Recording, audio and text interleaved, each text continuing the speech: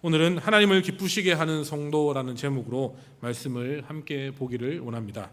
제가 지난주 금요 기도회 때 기억나실지는 모르겠지만 사도 바울과 실라, 디모데가 어떻게 데살로니가 교회에 들어가서 그 데살로니가 도시에 들어가서 복음을 전하였는지에 대해서 살펴보았습니다. 오늘은 이 데살로니가 교회 성도들을 향한 바울의 감사와 칭찬에 대해서 살펴보고자 합니다. 오늘 우리가 읽은 본문을 자세히 보시면요, 데살로니가 교회 성도들이 정말로 모범적인 신앙 생활을 했다라는 것을 알 수 있게 됩니다. 이것이 바울이 그들에 대해 하나님께 감사하고 또한 칭찬하는 것에서 잘 알 수가 있습니다. 먼저 바울의 감사를 보시면요, 본문 2절 말씀에 나와 있습니다. 우리 본문 2절 말씀을 함께 읽어 보시겠습니다. 우리가 너희 모두로 말미암아 항상 하나님께 감사하며 기도할 때에 너희를 기억함은, 우리가 너희 모두로 말미암아 항상 하나님께 감사한다라고 말씀하고 있습니다. 여기서 이 우리는요, 사도 바울과 실라와 디모데를 말하고 있습니다. 이들은 데살로니가 교회에 복음을 전하여서 교회를 개척한 선교사들이었습니다. 그런데 이들이 데살로니가 교회를 생각할 때 무엇보다 먼저 갖게 되는 마음이 하나님께 대한 감사였습니다. 그런데 이처럼 바울과 그 일행이 데살로니가 성도들을 생각할 때에 하나님께 감사할 수밖에 없었던 이유가 다음 말씀에 나와 있습니다. 우리 3절 말씀을 함께 읽어 보겠습니다. 너희 믿음의 역사와 사랑의 수고와 우리 주 예수 그리스도에 대한 소망의 인내를 우리 하나님 아버지 앞에서 끊임없이 기억함이니. 아멘. 이 바울과 그 일행이 무엇 때문에 하나님께 항상 감사했습니까? 그것은 바로 데살로니가 교회 성도들의 믿음의 역사와 사랑의 수고, 우리 주 예수 그리스도에 대한 소망의 인내 때문이다라고 오늘 말씀에 나와 있습니다. 여기에서 데살로니가 교회 성도의 특징들이 세 가지가 나오는 것이죠. 첫째는 믿음의 역사, 둘째는 사랑의 수고, 셋째는 우리 주 예수 그리스도에 대한 소망의 인내입니다. 바울과 그 일행은 바로 이 세 가지가 데살로니가 교회 성도들에게 있기 때문에 항상 하나님께 감사를 드렸다라는 것을 말씀하고 있습니다. 그러면 이 세 가지는 구체적으로 무엇을 말하는지 오늘 본문을 통해서 함께 살펴보고자 합니다. 첫 번째로 믿음의 역사를 살펴보겠습니다. 데살로니가 성도들에게 무엇보다 믿음의 역사가 있었습니다. 여기서 바울은 단순히 데살로니가 성도들에게 믿음이 있다라고 말하지 않고 믿음의 역사가 있다라고 말씀하고 있는 사실을 우리는 주목해 봐야 합니다. 여러분, 이 믿음이라는 것이 무엇입니까? 성경이 말하는 믿음은 단순히 머리로만 예수님과 하나님을 아는 것이 믿음이 아니다라고 말씀하고 있습니다. 단지 머리로만 예수님이 나의 죄를 위하여 십자가에 못 박혀 죽으셨다라고 아는 것이 믿음이 아니다라고 말씀하고 있습니다. 물론 이러한 지식도, 이러한 사실을 알고 있는 것도 중요합니다. 하지만 이것보다도 우리가 분명히 믿어야 할 내용, 또 우리가 분명히 기억해야 할 것은 믿음의 내용뿐만이 아니다라는 것이죠. 이런 것들을 알고 믿는다고 해서 믿음이 있다라고 말씀하지 않는다라는 것입니다. 지식으로, 머리로만 알고 있다고 해서 믿음이 아니다라는 것이죠. 이 참된 믿음에는 반드시 따라와야 하는 것이 있는데 무엇이 따라와야 합니까? 그것은 바로 행함이 따라와야 합니다. 행함. 야고보서 2장 14절의 말씀에 보면요, 이렇게 말씀하고 있습니다. 우리 야고보서 2장 14절의 말씀을 함께 읽어보겠습니다. 내 형제들아, 만일 사람이 믿음이 있노라 하고 행함이 없으면 무슨 유익이 있으리요? 그 믿음이 능히 자기를 구원하겠느냐? 행함이 없는 믿음은 아무 유익도 없으며 또 그런 믿음이 능히 자기를 구원할 수 없다라고 분명하게 말씀하고 있습니다. 그래서 야고보서 2장 26절 말씀에 보면요, 이렇게 나와 있습니다. 우리 함께 읽어보겠습니다. 영혼 없는 몸이 죽은 것 같이 행함이 없는 믿음은 죽은 것이니라. 아멘. 분명하게 하나님께서 말씀하고 있습니다. 영혼이 없는 몸이 죽은 것 같이 행함이 없는 믿음은 죽은 것이다. 행함이 없는 믿음은 죽은 것이다 라고 말씀하고 있는 것이죠. 성경에서 말하는 참된 믿음은 단순히 입으로만 믿는다고 말하는 것이 아니라 믿음의 열매, 즉 행함이 있어야 한다라고 말씀하고 있습니다. 사도 바울이 데살로니가 교회 성도들을 보며 감사했던 이유가 바로 이것입니다. 데살로니가 교회 성도들은 단순히 입으로만 믿는다고 하는 사람들이 아니라 그 믿음대로 행하는 삶의 열매가 있었습니다. 진정한 성도들의 모습을 보여주고 있는 성도들이 바로 이 데살로니가 교회 성도들이었습니다. 바울과 그 일행이 데살로니가 도시에서 복음을 전할 때에 유대인들이 데살로니가 성도들을 크게 엄청나게 핍박을 하였습니다. 그래서 바울을 통해 복음을 듣고 신자가 된 야손과 여러 형제들이 아무 이유 없이 그냥 예수를 믿었다는 그 이유 하나만으로 재판에 끌려가서 재판을 받기도 하였습니다. 예수님을 믿는다는 그 이유만으로 그들은 재판을 받아야만 했습니다. 여러분, 오늘 우리들이 예수님을 믿는 것에, 그 예수님을 믿는 것 때문에 핍박을 받는 경우는 참으로 드물 것입니다. 그런데도 오늘날 성도들이 믿음으로 사는 것이 결코 쉽지 않은 삶을 살아가는 것을 많이 보게 됩니다. 하지만 데살로니가 교회 성도들은 이 신앙 때문에 오는 핍박과 고난을 잘 견디어내었습니다. 그들은 이러한 핍박과 고난을 견디어냄으로써 자신들의 믿음이 진짜이다라는 것을 그들 스스로가 증명하였습니다. 그리고 이러한 데살로니가 교회 성도들은 이 성도들의 믿음에 대한 소문이 온 지역으로 퍼져나가게 되었습니다. 우리 데살로니가전서 1장 8절 말씀 다 함께 읽어보겠습니다. 주의 말씀이 너희에게로부터 마게도냐와 아가에만 들릴 뿐 아니라 하나님을 향하는 너희 믿음의 소문이 각처에 퍼졌으므로 우리는 아무 말도 할 것이 없노라. 아멘. 참으로 이 데살로니가 교회 성도들의 믿음은 바울이 아무 말도 할 필요가 없을 정도로 귀하고 참된 믿음이었다라고 말씀하고 있는 것이죠. 이러한 참된 믿음이 오늘 예배하는 우리 모두에게도 있기를 간절히 소망합니다. 머리로만 아는 지식적인 믿음이 아니라 믿음에 따라 행함으로 삶 가운데 열매 맺는 참으로 믿음의 역사가 나타나는 우리의 삶이 될 수 있기를 간절히 소망합니다. 그리하여 운하교회 모든 성도들이 하나님을 향한 믿음이 진짜이구나, 정말 하나님의 성도들이구나라는 이 믿음의 소문이 널리 퍼져나갈 수 있는 우리 운하교회 모든 성도님들이 다 되시기를 바라겠습니다. 두 번째로 데살로니가 교회 성도들에게는 이 사랑의 수고가 있었습니다. 여기에서 이 사랑의 수고란 데살로니가 교회 성도들이 다른 사람들을 위하여서 기꺼이 애쓰고 희생하고 노력했다라는 것입니다. 단지 입으로만 사랑한다고 말하는 것이 아니라 사랑을 나타내기 위해 이 수고를 아끼지 않았다라고 말씀하고 있는 것이죠. 여러분, 우리에게 하나님을 향한 참된 믿음이 있다면 반드시 동시에 나타나야 할 것이 있습니다. 그것은 바로 이웃을 향한 사랑입니다. 하나님을 사랑하는 자는 반드시 이웃을 사랑할 수밖에 없습니다. 왜냐하면 그것이 하나님의 뜻이기 때문이다라는 것입니다. 예수님은 온 율법을 단 두 가지의 계명으로 크게 요약하셨습니다. 그것은 바로 하나는 하나님 사랑과 또 하나는 이웃 사랑입니다. 이 둘은 결코 떨어질 수가 없는 하나님의 말씀이다라는 것이죠.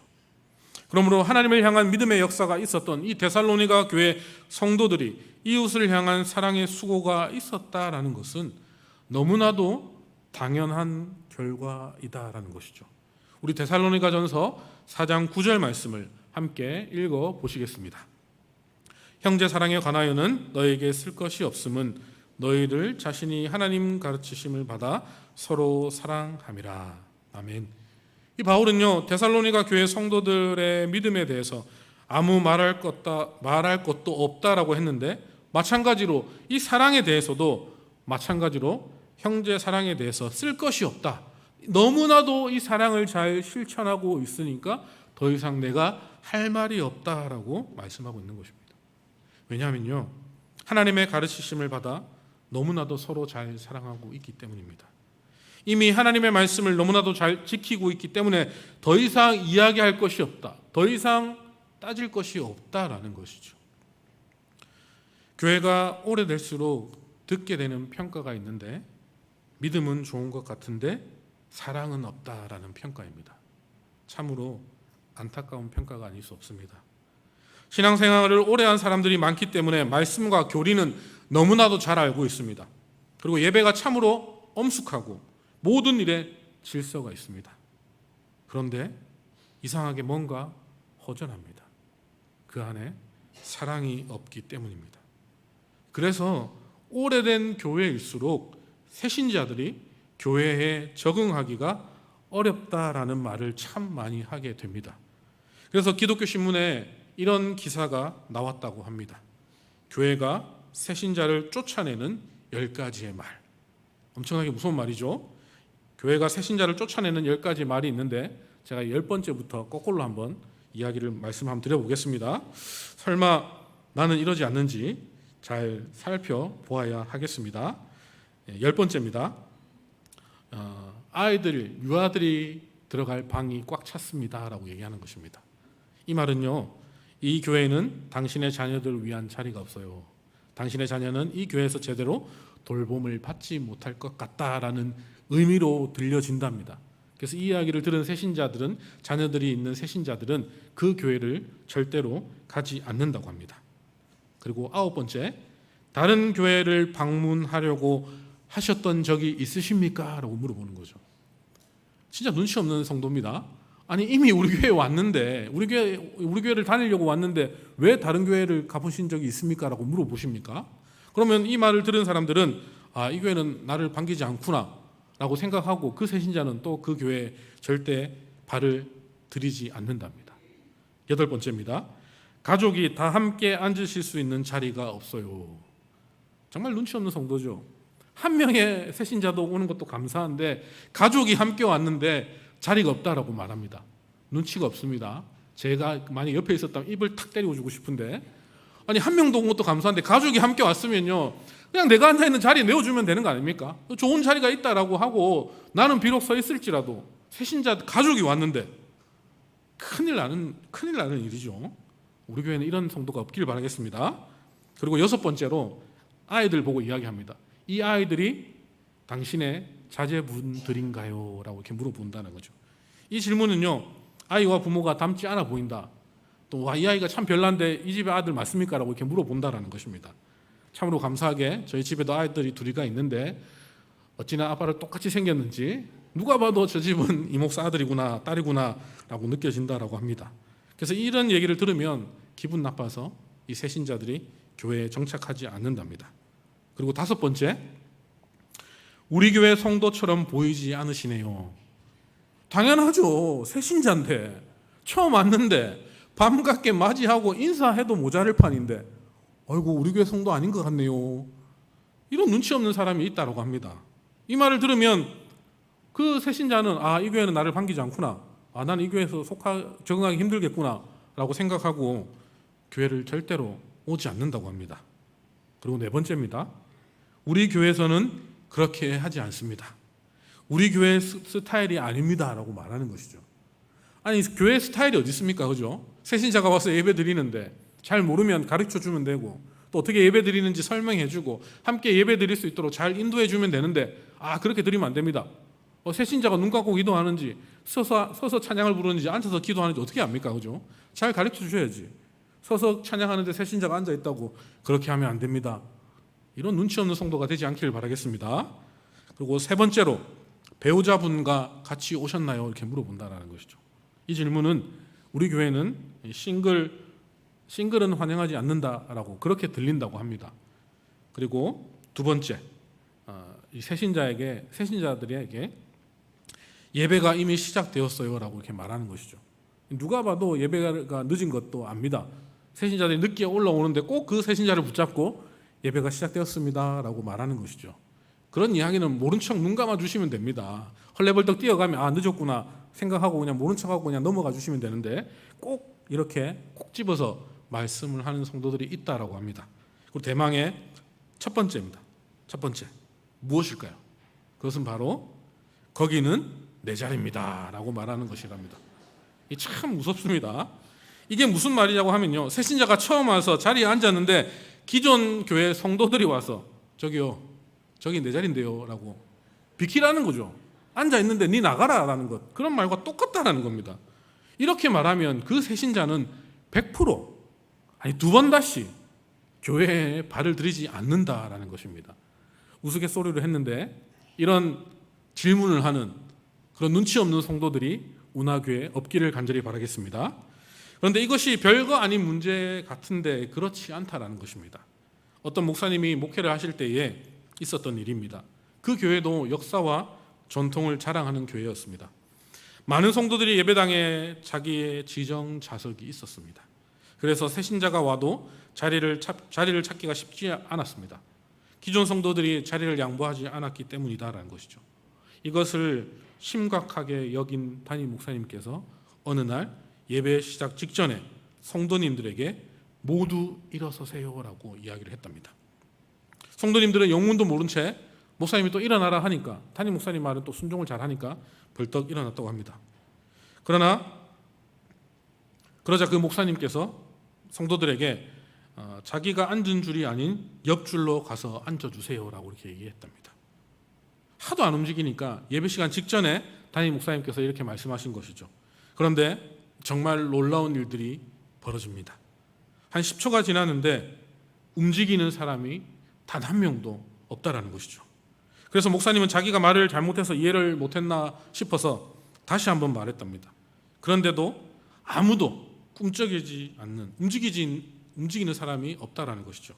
그래서 그냥 제자리에 모두 앉아서 다시 예배를 드렸다라고 합니다.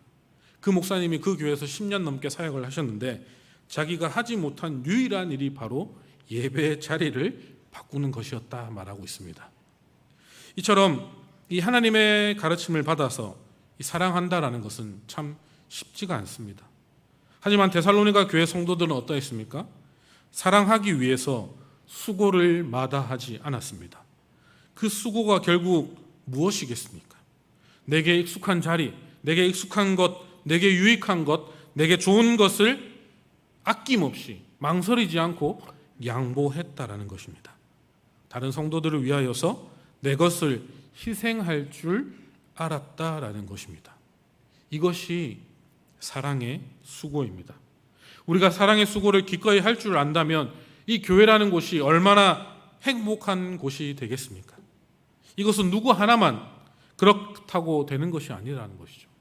모든 하나님을 진실하게 믿는 우리 모두가 함께 그런 사랑의 수고를 감당해 나가야 된다라고 하나님께서 우리에게 말씀하고 있는 것입니다. 저는 우리 운하교회 모든 성도님들이 하나님을 진실하게 믿을 뿐만 아니라 사랑의 수고를 기꺼이 감당할 수 있기를 간절히 소망합니다. 다른 사람을 위하여서 나의 것을 양보하고 희생할 수 있다면 그 얼마나 복된 일이겠습니까? 우리 예수님의 말씀처럼 하늘의 밀알이 땅에 떨어져 썩어지게 될 때에 거기서부터 무수한 새 생명이 나타나게 되는 것입니다.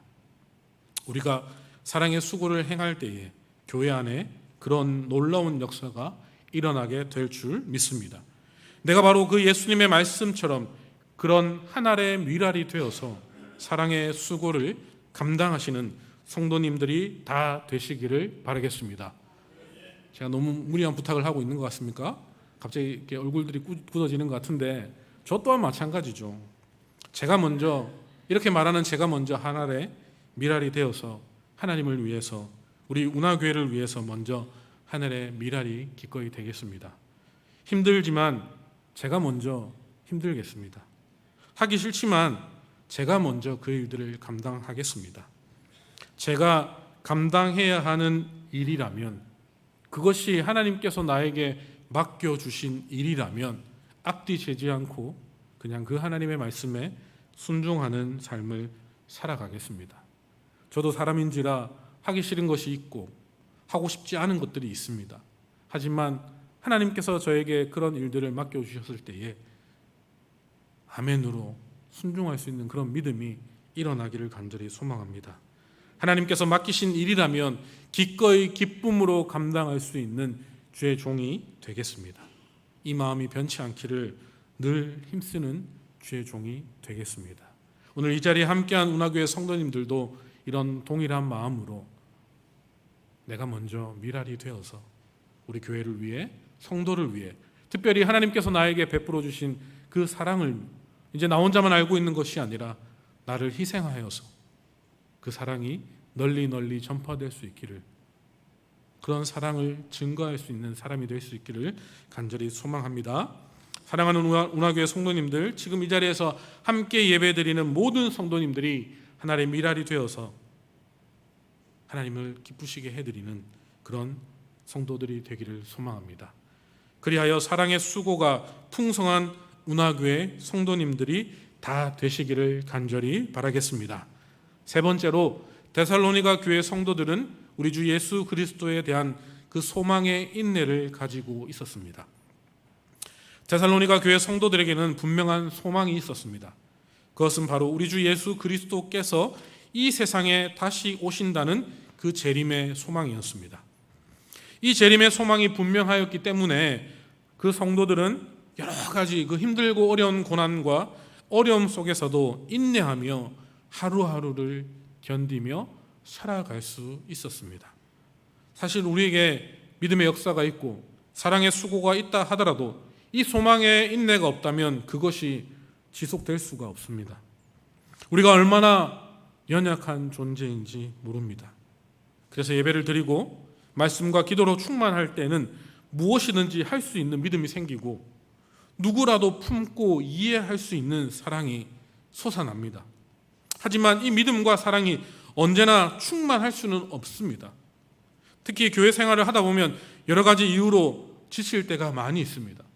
꼭 나만 이 일을 하는 것 같고, 나만 맨날 고생하는 것 같고, 특별히 믿음을 가지고 산다고 해도 나의 현실은 변하지 않고, 미워하는 사람을 최선을 다해 사랑하지만 전혀 바뀌지 않는 것 같을 때에 우리는 너무나도 많이 지치게 되는 것입니다. 하지만 우리가 이렇게 지칠 때에 다시 힘을 내어 믿게 하고 사랑하게 만드는 것이 바로 재림에 대한 소망입니다.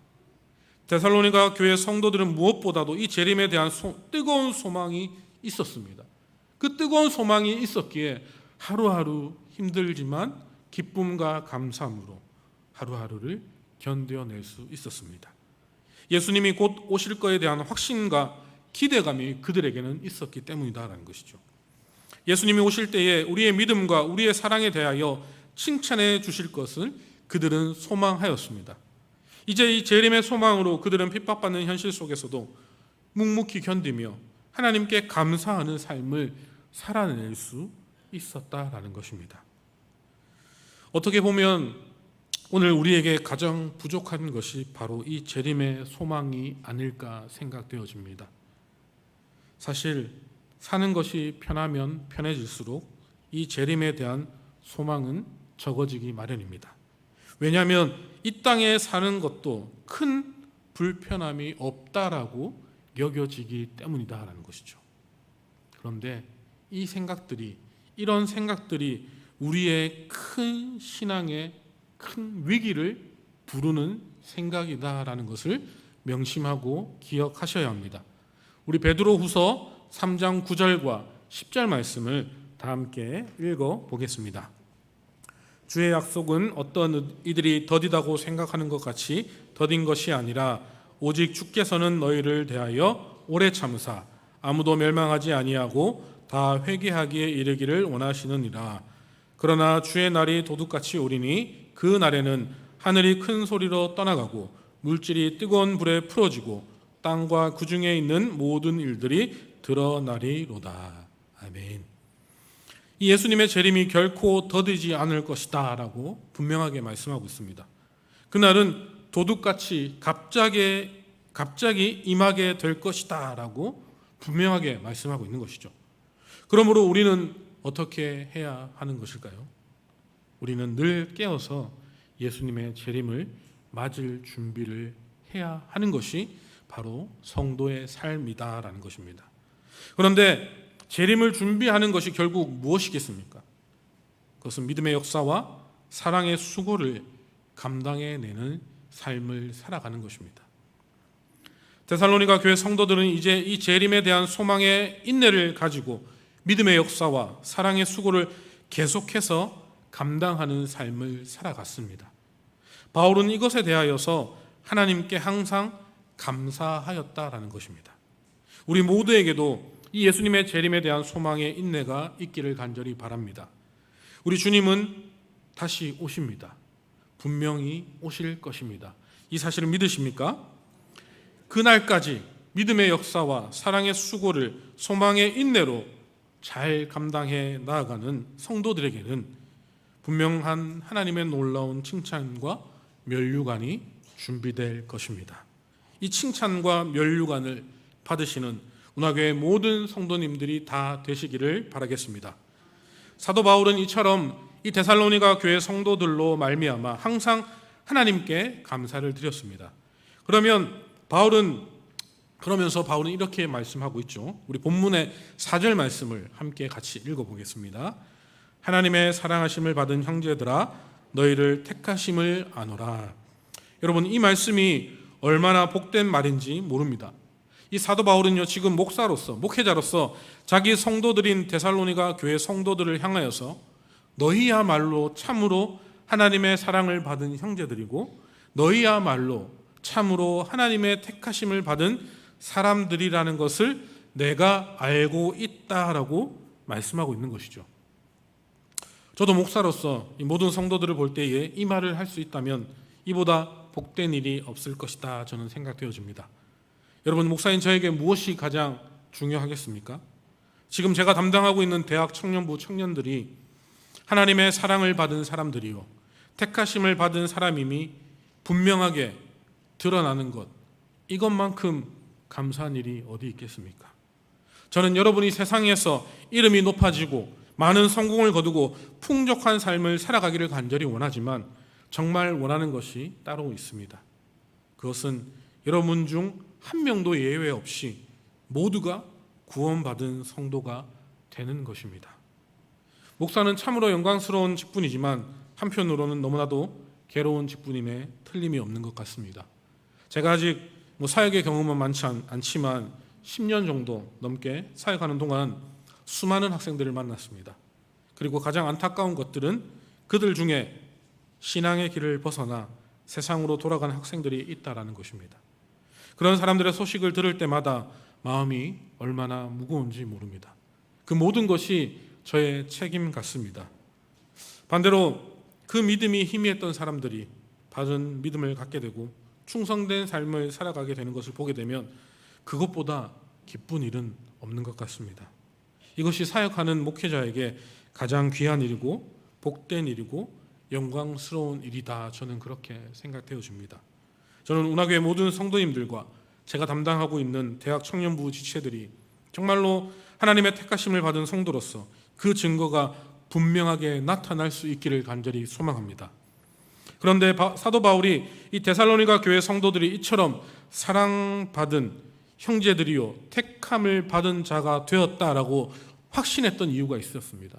그 이유가 오늘 본문 5절 말씀인데 우리 5절 말씀을 함께 읽어보겠습니다. 이는 우리 복음이 너희에게 말로만 이르는 것이 아니라 또한 능력과 성령과 큰 확신으로 된 것임이라.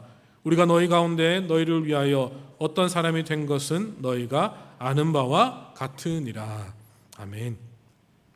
이 데살로니가 교회 성도들을 향한 바울의 확신은 그가 전한 복음이 단지 말로만 글로만 전해지는 것이 아니라 능력과 성령과 큰 확신으로 되었기 때문이다라고 말씀하고 있는 것이죠. 참으로 데살로니가 교회 성도들은 바울과 그 일행을 통하여서 하나님의 말씀을 받을 때에, 하나님의 말씀을 들을 때에 사람의 말이 아니라 하나님의 말씀으로 받았다라는 것입니다. 우리 데살로니가전서 2장 13절의 말씀을 함께 읽어보겠습니다. 이러므로 우리가 하나님께 끊임없이 감사함은 너희가 우리에게 들은 바 하나님의 말씀을 받을 때에 사람의 말로 받지 아니하고 하나님의 말씀으로 받음이니 진실로 그러하도다. 이 말씀이 또한 너희 믿는 자 가운데서 역사하느니라. 아멘. 여러분, 이 하나님의 말씀에는 능력이 있습니다. 이 사실을 믿으십니까? 예수님은 그 말씀으로 병자들을 고치시고, 예수님은 말씀으로 귀신을 쫓아내셨고, 예수님은 말씀으로 죽은 자를 살리셨습니다. 하나님의 말씀에는 놀라운 능력이 있습니다. 그러므로 하나님의 말씀을 들을 때에, 우리가 그 하나님의 말씀을 읽을 때에 그것을 하나님의 말씀으로 듣고 순종할 때 놀라운 역사가 일어나게 되는 것입니다. 왜냐하면 성령 하나님께서 바로 하나님의 말씀을 통해 큰 능력과 확신으로 역사하시기 때문이다라는 것입니다. 우리가 성령 하나님을 의지하여 성경을 읽고 설교를 통해 하나님의 말씀을 들을 때에, 또한 그 말씀에 순종할 때 성령께서 그 말씀을 통하여서 역사하여 주시는 것입니다. 이것이 성령의 능력이다라는 것이죠.